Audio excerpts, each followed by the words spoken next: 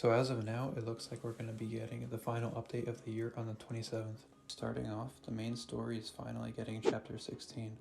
This is the chapter that we would have actually gotten if Emperor actually followed the JP schedule. But besides from him, the only other thing is the farmable equip. It's a 5-star physical with a 45-second CT. It does 10,000 light damage and increases own stats by 10% and an extra 20% if it's a light unit using it. It also has a 20% damage increase against demons, a pretty mediocre equip, although fun to get for collection purposes. They're also running raids again, and of course it's the same exact bosses as every other raid. Still not sure why they aren't bringing any new ones, but for anyone new, there are some pretty decent equips to farm. Some of these include Anistra, which is a decent overall art gen equip, especially in Arena for its short CT. Another is Wicked Globe, since it provides a good amount of heals in a relatively short time. E-Field is also really solid due to the 40% damage resist it provides for a pretty decent uptime. Besides that, it's the same old thing regarding raids as every other time, so that'll get stale soon, although I can't wait to test Draken and Mikey during raids. We're also going to be getting the Dream Ticket Pack, which allows for you to get one unit you don't have, but generally it isn't really worth getting since it's $50, and unless you have every unit in the game besides like 2, it's not worth the chance in case you get something really bad that you didn't want. Another pack is the New Year Fortune Pack that has lucky gems. It's probably going to be similar to the Luck Booster Pack, which was $70, and it had 80 gems, 2 LBs, and 10 luck gems. Not really worth it at all. Along with everything else, we're also getting the All-Star Hero Summon on the 31st.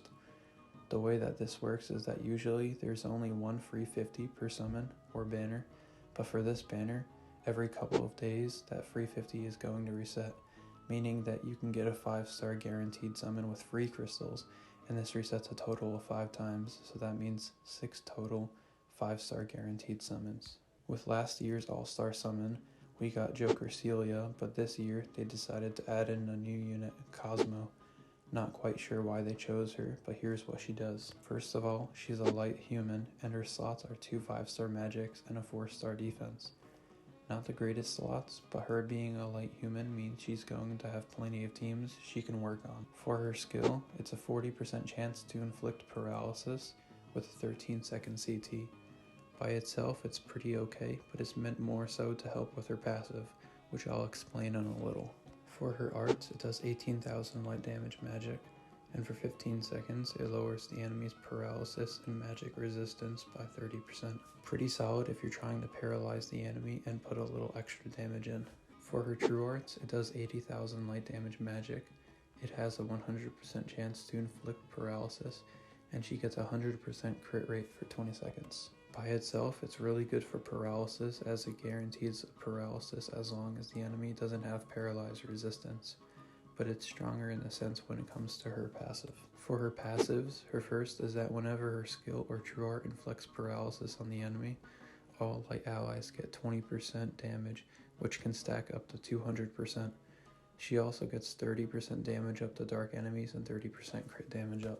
Her unique passive is insanely strong because this basically means that you can stack up an entire light team to 200% damage.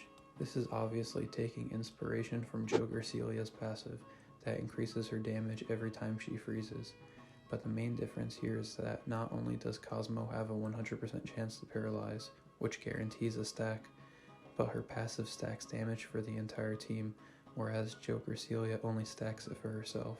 Cosmo is basically going to allow an entire team of light units to be able to get 200 damage from just her passive alone. This means that teams with units like Lisa, Juno, or Lucy are going to see some crazy damage. Even though she's magic, she'll also be able to buff units like Emperor or Draken, which is also impressive as well. The only negative that I can see in her kit is that similar to units like Hao, Joker Celia, or Groitz, her true power is going to be locked behind being able to get status ailments off. Obviously, many stages allow them, but in more of the later stages of the game, many bosses have high resistance to status ailments, making it harder to get these off. Besides from that, her damage buffs are really strong and will definitely place her as a strong buffer for Mono Light. She's really going to shine in stages like Mines, more specifically Omega Palamecia, although pretty much any stage that can be paralyzed is going to be swept by her. Her true weapon, True Rising Z, is a 5-star magic, and its skill is that for 10 seconds, she increases her own light damage and skill CT by 50%, and it has a 40-second countdown. Not the best effect, to be honest, although the damage buff is sizable, and that extra skill CT could help to paralyze some enemies. The passives on it is that if Cosmo is using it, she gets 30% damage and 3 arts a second. It also has a passive 5% physical resist. A pretty solid equip for sure, as it allows her to get arts faster. For the rest of the update, there's also going to be a crystal lottery starting on the 1st of the new year. The way that this works is that when you first log in, you'll have a screen pop up similar to the Forever Summons, and it'll ask you to click a Get Crystals button. After clicking, it'll randomly give you either 50, 100, or 1,000 crystals. This is obviously an insane offer, although I've personally never gotten the 1,000. Maybe this year, who knows. For the final part of the update, they're going to introduce the Ragsharam event. If you're a beginner, this is a really good event to farm, the reason being that you get the chance to get Type 0 and Ragsharam gem. The Equip Type 0 is a 5-star support that provides the entire team with 50 arts gen. This is an invaluable equip when it comes to nuking, as it allows your team to start with max arts if you have enough of these. Make sure to farm at least 4 of these to max the level. It doesn't need to be the max LB unless you want it for the look. As for Ragsharam's gem, it provides the entire team with 50% arts damage up, a really solid damage buff to the entire team that can help for nukes. You only need one, although having a second wouldn't hurt in case you want to try some double nukes or something. As for the banner units include Noelle, Groitz, Emmy, Batiste, and Marika. The only one here even worth mentioning is Batiste, who is a decent damager, but to be honest, no one is really worth summoning for here. If I were you, I'd save your crystals on this summon, as you'd probably want to spend it on the All-Star Hero summons instead. Along with the update, we're also getting 30 gems and 5 L potions. Nothing crazy, but it's not that bad. Overall, it's a fairly boring end to the year. The raids are okay, but it's gonna get stale really soon.